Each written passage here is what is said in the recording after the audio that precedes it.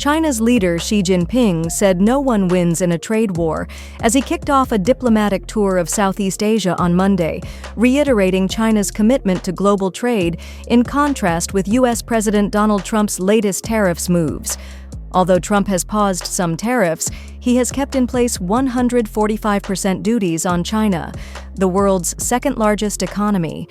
There are no winners in a trade war or a tariff war, Xi wrote in an editorial jointly published in Vietnamese and Chinese official media. Our two countries should resolutely safeguard the multilateral trading system, stable global industrial and supply chains, and open and cooperative international environment. Xi's visit lets China show Southeast Asia it is a responsible superpower in the way that contrasts with the way the U.S. under President Donald Trump presents to the whole world, said Nguyen Khac Giang, a visiting fellow at Singapore's ISEAS Yusof Ishak Institute. She was greeted on the tarmac by Vietnam's President Nguyen Quang at the start of his two-day visit, a mark of honor not often given to visitors, said Nguyen Thanh Trung, a professor of Vietnamese studies at Fulbright University, Vietnam. While Xi's trip likely was planned earlier, it has become significant because of the tariff fight between China and the U.S. The visit offers a path for Beijing to shore up its alliances and find solutions for the high trade barrier that the U.S. has imposed on Chinese exports.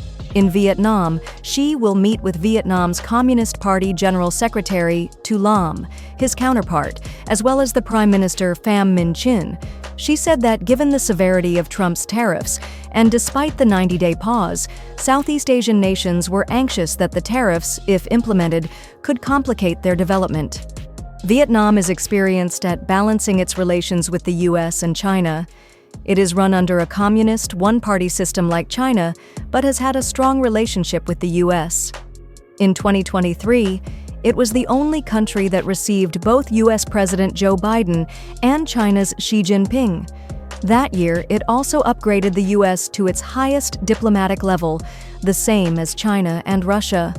But the intensification of the trade war has put Vietnam in a very precarious situation, given the impression in the U.S. that Vietnam is serving as a backdoor for Chinese goods, said Giang, the analyst at Singapore's ISEAS Yusof Ishak Institute. Vietnam had been hit with 46% tariffs under Trump's order before the 90-day pause.